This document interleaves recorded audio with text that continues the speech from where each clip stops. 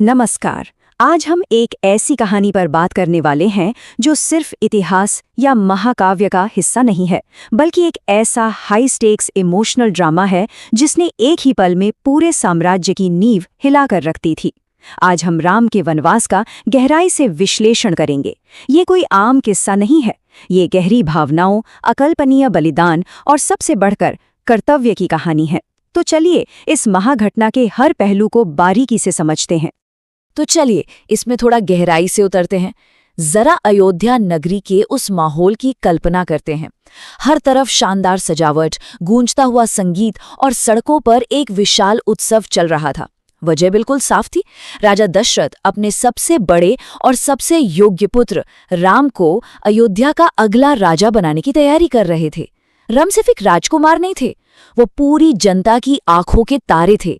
बेहद विनम्र, वीर और हमेशा धर्म के मार्ग पर चलने वाले। पूरा नगर जश्नों में डूबा हुआ था और उत्साह के साथ उनकी जय जयकार कर रहा था। बाहर से देखने पर सब कुछ बिल्कुल परफेक्ट लग रहा था। लेकिन यहाँ एक बहुत बड़ा सवाल उठता है। महल की उन विशाल दीवारों के अंदर आखिर चल क्या रहा था? बाहर तो जश्न का शोर था, लेकिन महल के एक शांत कोने में एक ऐसी खौफनाक कहानी आकार ले रही थी जिसने अयोध्या के इस पूरे जश्न को हमेशा के लिए एक गहरे सन्नाटे में बदल देना था। पर्दे के पीछे कुछ बहुत ही अलग और खौफनाक चल रहा था। अब इसमें सबसे दिलचस्प बात यह है कि बाहर की उस बेतहाशा खुशी और अंदर पनप रही साजिश के बीच का अंतर कितना चौंकाने वाला था। एक तरफ नागरिक अपने धर्मपरायण राम के लिए पूरे दिल से जय जयकार कर रहे हैं और दूसरी तरफ एक निजी साजिश रची जा रही है। रानी कैकेयी, जो दरअसल राम से बहुत प्रेम करती थीं, अपनी दासी मंथरा के बहकावे में आ गई। मंथरा ने बहुत ही चालाकी से रानी के मन में ये गहरा डर बिठा दिया कि अगर राम राजा बन गए तो उनके सगे पुत्र भरत का भविष्य पूरी तरह अंधकारमय हो जाएगा, उनकी कोई अहमियत नहीं रह जाएगी। ये डर एक बीज की तरह बोया गया जिसने रातों रात एक भयंकर योजना का रूप ले लिया।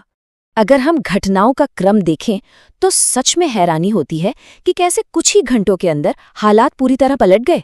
सुबह के समय तो राज्याभिषेक का शानदार जश्न शुरू होता है, पर शाम ढलते ढलते रानी कैकेयी का दिमाग मंथरा के फैलाए डर से पूरी तरह जहरीला हो चुका था।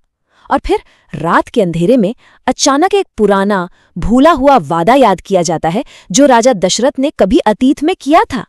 एक ऐसा वादा जिससे अब एक बहुत ही भारी कीमत वसूली जानी थी। जो दिन असीम खुशी के साथ शुरू हुआ था वो अचानक एक भयानक जज्बाती जाल में तब्दील हो चुका था। तो सबसे अहम बात यहाँ पर यह है कि रानी कैकेयी ने उन पुराने वचनों के बदले मांगा क्या? दो बेहद भयंकर वरदान। पहला, भरत को अयोध्या का राजा बनाया जाए, और दूसरा, जो सबसे ज्यादा विनाशकारी था, राम को 14 वर्षों के लिए वनवास भेज दिया जाए। ये सिर्फ 2 वाक्य नहीं थे, ये वो कठोर मांगे थी जिन्होंने एक ही झटके में एक समृद्ध साम्राज्य के पूरे भविष्य के टुकड़े टुकड़े कर दिए। ये सब सुनकर राजा दशरथ की जो हालत हुई उसे शब्दों में बयां करना लगभग नामुमकिन है। इन मांगों को सुनते ही वो भीतर से पूरी तरह टूट चुके थे। एक पिता के रूप में उनका दिल असहनीय दुख और दर्द से फटा जा रहा था। वो किसी भी हाल में अपने सबसे प्रिय पुत्र को खुद से दूर नहीं भेजना चाहते थे, पर एक महान राजा के रूप में वो अपने दिए गए वचन से निराशाजनक रूप से बंधे हुए थे। एक पिता के आंसुओं और एक शासक के अटूट वचन के बीच का ये एक बेहद दर्दनाक द्वंद्व था। और ये बात बिल्कुल साफ दिखाती है कि राम का चरित्र आखिर कितना महान और शक्तिशाली था। जब राम को इस सारी स्थिति और वनवास का पता चलता है तो उनका रिएक्शन हैरान कर देने वाला था।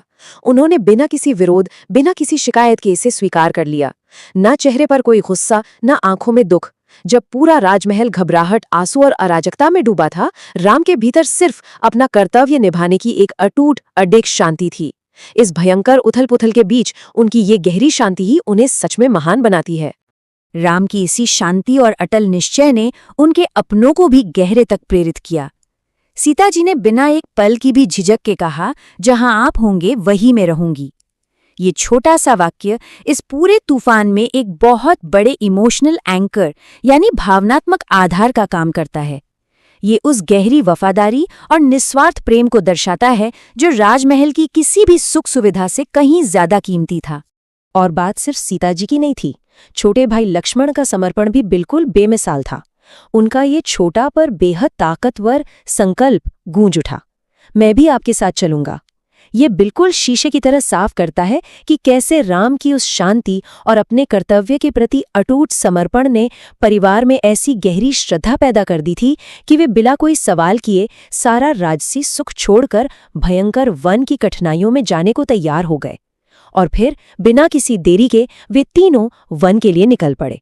आइए आगे बढ़ते हैं और देखते हैं कि ये सब कैसे आकार लेता है। इस कहानी के सबसे मर्मिक दृश्यों में से एक का अंतर यहाँ एकदम स्पष्ट है। एक तरफ है अयोध्या नगरी, जो अभी कुछ घंटे पहले तक भव्य उत्सव मना रही थी और अब पूरी तरह से एक गहरी त्रासदी में डूब चुकी है।